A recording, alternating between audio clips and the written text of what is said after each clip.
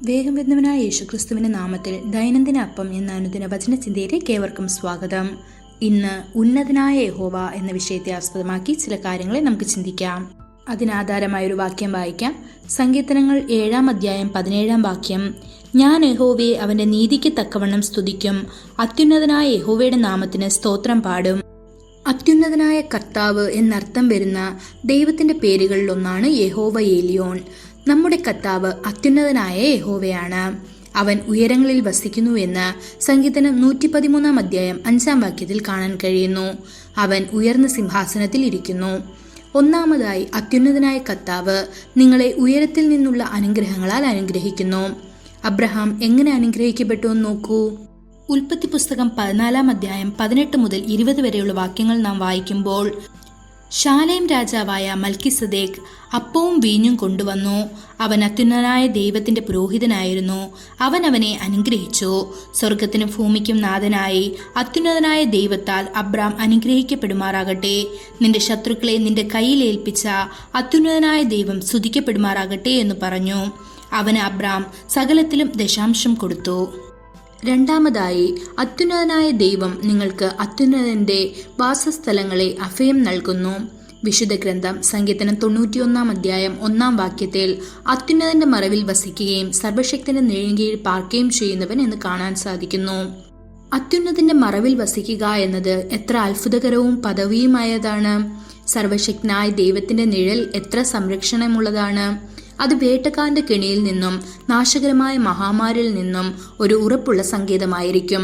അവൻ നിന്നെ സ്നേഹത്തിന്റെ തൂവലിൽ കൊണ്ട് മൂടും. അവന്റെ ചിറകിൻ കീഴിൽ നീ ശരണം പ്രാപിക്കും.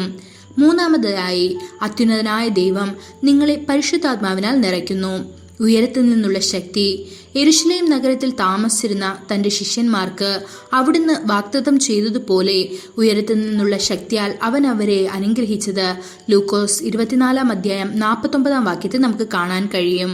പരിശുദ്ധാത്മാവ് അവരുടെ മേൽ വന്നപ്പോൾ അവർ ശക്തി പ്രാപിച്ച് യെരുശലേമിലും യഹൂദ്യയിലും ശമര്യയിലും ഭൂമിയുടെ അറ്റം വരെയും ദൈവത്തിന് സാക്ഷ്യം വഹിച്ചതായി അപ്പോസ്തല പ്രവർത്തികൾ 1-ാം അധ്യായം 8-ാം വാക്യത്തിൽ നമുക്ക് കാണാൻ സാധിക്കും. നാലാമതായി, അത്യുന്നതനായ ദൈവം നമ്മെ സ്വർഗീയ സ്ഥലങ്ങളിൽ യേശുക്രിസ്തുവിൽ ഒരുമിച്ചിരുത്തി എന്ന് എഫേസ്യർ 2-ാം അധ്യായം 6-ാം വാക്യത്തിലും കാണാൻ കഴിയുന്നു.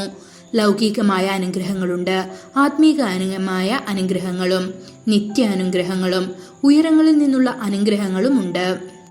അത്യുന്നതനായ ദൈവത്തോടൊപ്പം നടക്കുന്നത് എത്ര അനുഗ്രഹകരമാണ്. സ്തുതിയുടെ മികച്ച ഗാനങ്ങൾ ആലപിക്കുന്നു. അവന്റെ സ്നേഹത്താൽ നിറഞ്ഞിരിക്കുന്നു. നാം അത്യുന്നതനായ കർത്താവിനോട് കൂടെ എന്നേക്കും സ്വർഗരാജ്യത്തിൽ സന്തോഷിക്കും. ദൈവമക്കളെ, അത്യുന്നതനായ കർത്താവ് നിങ്ങളിലൂടെ എപ്പോഴും മഹത്വപ്പെടട്ടെ. സങ്കീർത്തനക്കാരൻ സങ്കീർത്തനം 148-ാം അധ്യായം 1-ാം വാക്യത്തിൽ ഇപ്രകാരം പറയുന്നു: യഹോവയെ സ്തുതിപ്പിൻ, സ്വർഗത്തിൽ നിന്ന് യഹോവയെ സ്തുതിപ്പിൻ, ഉന്നതങ്ങൾ അവനെ സ്തുതിപ്പീൻ എന്ന്.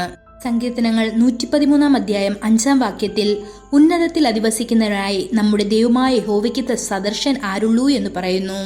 സങ്കീർത്തനങ്ങൾ 89-ാം അധ്യായം 13-ാം വാക്യത്തിൽ നിനക്ക് വീര്യമുള്ളൊരു ഭുജമുണ്ട്, നിന്റെ കൈ ബലമുള്ളതും നിന്റെ വലം കൈ ഉന്നതവുമാകുന്നു എന്ന് കാണുന്നു. ഈ വചനങ്ങളാൽ ദൈവം നമ്മെ ഓരോരുത്തരെയും അനുഗ്രഹിക്കുമാറാകട്ടെ. കൂടുതൽ ധ്യാനത്തിനുള്ള വാക്യം എഫേസ്യർ 1-ാം അധ്യായം 3-ാം വാക്യം.